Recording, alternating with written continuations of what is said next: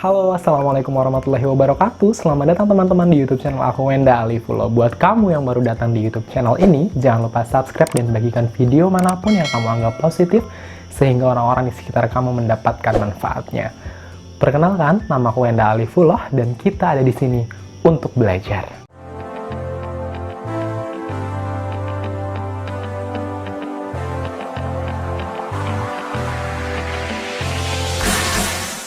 Baik teman-teman semua, apa kabarnya? Mudah-mudahan kalian selalu sehat dan selalu diberikan kemudahan sama Allah Subhanahu wa Ta'ala dalam menjalankan segala aktivitasnya. Nah teman-teman semua, di video kali ini aku mau ceritain sama kalian semua tentang perjalanan aku 1 tahun menjadi CPNS, dan ya finally sekarang sudah resmi menjadi PNS. Yeay! Baik teman-teman semua, sebelum aku menceritakan kepada kalian tentang perjalanan aku selama 1 tahun menjadi CPNS, aku mau sampaikan sama kalian bahwa cerita ini tidak ada tujuan apapun selain bertujuan untuk memberikan edukasi, inspirasi, serta motivasi kepada kalian semua. Tidak ada maksud sombong, ataupun merendahkan, ataupun apapun yang nanti akan aku ceritakan di video ini, sifatnya semuanya adalah untuk edukasi, inspirasi, dan motivasi buat kita semua. So, ini dia ceritanya. Nah teman-teman semua, jadi aku memulai perjalanan aku sebagai aparatur sipil negara. Waktu itu menjadi CPNS itu dimulai dari pengumuman dulu ya. Jadi pengumuman itu dilaksanakan pada pertengahan Februari. Itu tepat banget sama beberapa hari sebelum ulang tahun aku, 18 Februari. Dan ketika pengumuman itu, aku lagi bareng sama Capsek di sekolah lama aku, di dalam mobil bareng, dan langsung kasih tahu, "Pak, saya lulus," gitu. Di situ prosesnya sempat agak haru sih, karena beliau lagi nganterin aku, kita lagi sama-sama belanja gitu untuk keperluan sekolah. Dan singkat cerita, aku nggak mau cerita di situ. Singkat ceritanya adalah aku pemberkasan. Nanti video pemberkasan sesuai dengan request kalian, aku akan coba untuk bikin terpisah. Aku pemberkasan sampai di pertengahan Maret. Ya, jadi Februari sampai pertengahan Maret itu adalah rentang untuk pemberkasan. Nah, di pemberkasan itu alhamdulillah segalanya lancar, kecuali drama-drama ketika bikin surat sehat, ketika bikin surat apalagi ketika bikin surat keterangan kesehatan jiwa. Itu luar biasa banget. Untuk teman-teman CPNS Provinsi Riau pasti ngerasain banget ya gimana perjuangan kita bikin surat kesehatan jiwa di rumah sakit jiwa satu-satunya di Provinsi Riau yang pada saat itu diizinkan oleh beberapa kabupaten kota untuk harus dari situ gitu. Dan itu bener-bener oh my god, di rumah sakit jiwa kita udah kayak gila nunggunya, bahkan ada yang bisa sampai 3 hari, 2 hari, 4 hari gitu loh untuk dapat surat keterangan jiwa itu. Jadi dibandingkan ngetes mental kita apakah jiwa kita sehat, kita udah gila duluan nih gara-gara ngantrinya gitu. Tapi itu semua cerita yang ya kita ketika ngumpul di situ, oke, terima aja, ini kelak akan menjadi cerita dan bener aja gitu. Itu adalah proses perjuangan yang memang harus dilaksanakan oleh kita semua pada saat itu. Kemudian setelah semua perlengkapan beres, jelas aku anterin itu surat semua segala macam perlengkapan berkas itu aku anter ke BKD dan verifikasi berkas. Alhamdulillah segalanya lancar. Kemudian dapat info pemberitahuan bahwa proses pembagian SK-nya akan dilaksanakan pada akhir Maret. Maka kita pembagian SK pakai baju hitam putih kalau nggak salah waktu itu. Jadi kita pakai baju hitam putih untuk pembagian SK, dan ya udah kita pembagian SK. Nah, berita lucunya adalah teman-teman, kalian tahu ya bahwa SK CPNS dan SK PNS itu berharga untuk disekolahkan ke bank. Jadi lucunya adalah ketika baru pembagian SK, itu pihak bank itu di depan pintu kita keluar gedung aula tuh dia udah ngasih selebaran dong. Itu tolong dihindari banget untuk jangan sampai kita tergiur. Ya kecuali memang ada keperluan lain, itu terserah sih masing-masing individu aja. Cuman setelah kita mengikuti latihan dasar, di situ dijelaskan sama fasilitator kita bahwa sebaiknya untuk tidak menyekolahkan SK kita. Di situ aku baru tahu dan terbuka pikirannya bahwa oke, berarti nggak usah gitu ya. Nah, kemudian lagi setelah udah beres itu, besoknya itu tanggal 1, harusnya kan kita masuk per 1 April ya, karena udah, pokoknya kalau udah dibagi SK-nya di Maret itu, 31 Maret kalau nggak salah tertanggal SK, berarti kita masuk 1 April. Cuman karena 1 April itu jatuh hari Minggu, atau tanggal merah gitu, lupa. Pokoknya, akhirnya kita masuk tanggal 2. Jadi aku ingat banget, aku pertama kali datang ke kantor tuh tanggal 2 April. Di situ tuh, ya kita ngeliat keadaan kantor. Aku berdua sama temanku, Kak Rahmi, sehat-sehat Kak. Jadi kita berdua datang janjian tuh kan, kita datang ke sekolah baru karena aku guru, jadi di sekolah baru kita lihat suasananya, kita lihat lingkungannya terlebih dahulu. Teman-teman, yang namanya kantor baru, yang namanya suasana baru tuh tentu kita harus beradaptasi. Nah, di situ adalah proses aku untuk pertama kali menyesuaikan segalanya yang berbeda banget dengan kantor lama, dimulai dari meja kerjanya, dimulai dari suasananya juga suasana baru, pokoknya segalanya tuh serba baru dan kita harus bisa terima dengan keadaan apapun yang akan kalian terima nanti ketika kalian lolos di kantor baru kalian.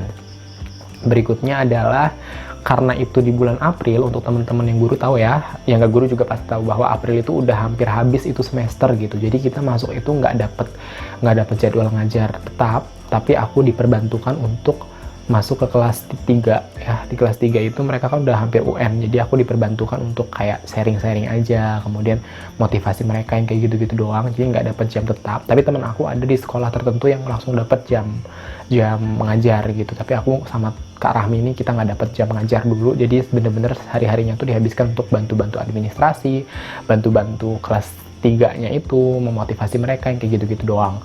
Sampai kemudian singkat cerita, itu kan Maret, berarti April udah, berarti Mei ya. Nah, Mei itu puasa kita libur, kemudian lebaran, dan awal masuk lagi itu adalah ketika semester baru. Nah, di semester baru inilah baru pembagian SK, pembagian tugas, dan aku ditempatkan mengajar di kelas 8 SMP ya, kelas 2 SMP pada waktu itu. Nah, sebelumnya teman-teman, aku tuh dapat pesan gitu dari guru di sekolah lama aku tempat ngajar. Jadi sebelum aku ngajar di SMP sekarang ini, di SMP 3 Pangkalan Kerinci, aku tuh sudah ngajar di, pertama kali aku ngajar banget itu ada di SMP Negeri 3 Lembang, itu di Bandung Barat. Kemudian aku lanjut lagi ke SMP 3, aku lanjut ke SMP SLB Cicendo tipe B, itu untuk ketunaan tunarungu. Kemudian aku lanjut lagi ngajar ke SMA Negeri 1 Kerinci Kanan, Kabupaten Siak, Provinsi Riau. Kemudian aku juga pernah mengajar di SMA Negeri Plus Provinsi Riau, dan baru akhirnya di SMP Negeri 3 Pangkalan Kerinci. Jadi aku punya pesan dari guru di SMA Plus ini, rekanan pembimbing sekaligus kakak ya, Bu Evi Rahmi. Beliau mengatakan gini, "Wen, dijaga kemampuan matematisnya ya, karena mengajar SMA dengan mengajar SMP itu sangat beda jauh kognitifnya, maka perlu banget untuk guru-guru SMP, terutama guru matematika, untuk terus menjaga kemampuan matematisnya." Beliau cerita dan berpesan seperti itu sama aku, biar terus dijaga kemampuan menghitungnya, karena kalau dibiarkan santai di SMP itu matematikanya santai banget gitu. Sekelas kita SKD itu loh teman-teman, jadi kan gampang gitu. Nah, Bu Evi mengingatkan untuk terus dijaga kemampuan matematisku. Berikutnya lagi adalah setelah pembagian tugas itu, ternyata aku tuh nggak ngajar di satu ini teman-teman, nggak ngajar di satu kelas doang. Ketika itu kan pembagian tugas tuh kita baru awal masuk ya, dan di awal masuk tuh kan ada PPDB, penerimaan peserta didik baru. Kebetulan SMP aku kan SMP 3, dan kabupaten aku tuh sedang merintis lagi, karena kebetulan aku di pusat kabupaten, jadi sekolah itu sudah terlalu padat peserta didiknya dan kekurangan daya tampung, maka kita mau coba untuk merintis sekolah baru, SMP 4 namanya. Kalian tahu nggak sih? Jadi SMP 4 ini kan menginduk SMP 3, maka kepala sekolah aku menunjuk aku untuk menjadi koordinator penanggung jawab selama proses PPDB di sana dong, di SMP 4. Jadi selama beberapa hari ketika proses perintisan PPDB di SMP 4 ini, aku tuh benar-benar sendirian gitu loh teman-teman, berdua sebenarnya sama si Babe Aang. Guru juga waktu itu di sekolah aku di SMP 3, kami berdua diutus ke sana, cuman kayak Babe ini lebih koordinasi dengan dinas, dan aku lebih melayani si wali-wali itu loh. Jadi mereka tanya-tanya sama aku, jadi udah kayak aku aja yang memberikan keputusan gitu, udah berasa kayak oke, gitu. Aku anak baru dan aku harus melaksanakan itu gitu. Dan udah, itu singkat cerita itu selesai, tugas aku sudah selesai di situ. Kemudian ada tambahan juga guru baru untuk ditempatkan di SMP 4 itu. Aku akhirnya masuklah untuk kembali mengajar, dan teman-teman tahu ketika aku mengajar ternyata ada perubahan SK. Perubahan SK yang asalnya aku hanya mengajar kelas 8, tiba-tiba aku berubah menjadi ngajar kelas 9. Kelas 9 itu aku ngajar nggak matematik, tapi aku ngajar TIK, ngajar komputer ya. karena kemampuan aku di bidang IT menurut guru-guru itu cukup bagus dan kita kekurangan guru TIK, makanya aku dipergunakan untuk mengajar TIK. Nggak ada masalah buat aku.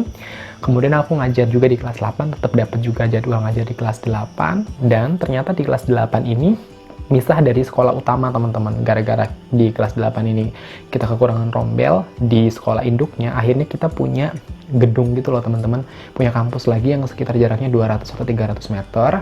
Capek juga kalau jalan kaki, makanya dia aku ngajar tuh di situ kelas 8, di sini aku ngajar kelas 9, dan ternyata di sekolah baru di SMP 4 ini kekurangan guru matematika, maka Wenda Alifullah pun ditempatkan di SMP 4. Bayangkan betapa nikmatnya menjadi aku ngajar di 3 kampus gini kan, pergeseran yang luar biasa. Jadi kadang-kadang paginya harus di sini ya. Kalau di SMP 4 karena jaraknya cukup jauh, aku nggak mau dipepetkan gitu jadwalnya. Jadi aku paginya di sini, nanti siang aku ke kelas 8, nanti besok harinya aku di kelas 9, di beda. Jadi seminggu tuh aku bisa ganti-ganti ke 3 gedung itu. Aku nggak masalah sih mikirnya, karena mungkin pertimbangan guru-guru dan juga kepala sekolah ketika memilih aku, karena aku masih muda, jadi aku laksanakan itu dengan seksama. Kemudian lagi nih ya teman-teman, pengalaman amazing aku selama 1 tahun menjadi CPNS adalah udah kayak gitu udah ngajarnya kemana-mana, 25 jam pelajaran aku dapet, enggak lebih, karena aku kan dibantu di SMP 4 tadi ya, berarti aku total dapat sekitar 30 jam pelajaran aku ngajar. Nggak masalah, nggak ada urusan, masih muda, kita kuat. Berikutnya lagi, mulailah itu dapat kabar-kabar latsar, latihan dasar kepemimpinan CPNS. Kok latihan dasar kepemimpinan sih? Diklatsar Pendidikan dan Pelatihan Dasar CPNS, itu dia, Diklatsar. Kebetulan kabupaten aku, Kabupaten Pelalawan tuh kerjasama dengan PPSDM Kemendagri Regional Bukit Tinggi. Jadi aku dari Riau haruslah pindah ke Sumbar untuk melaksanakan latsar yang totalnya itu kita in kampus, di dalam kampus itu sekitar 25 hari ditambah 4 hari, berarti 29 harian. Kemudian off kampusnya itu sekitar 1 bulanan, jadi sekitar total 60 harian gitu kita melaksanakan latsar. Nah, tiba-tiba cobaan datang teman-teman.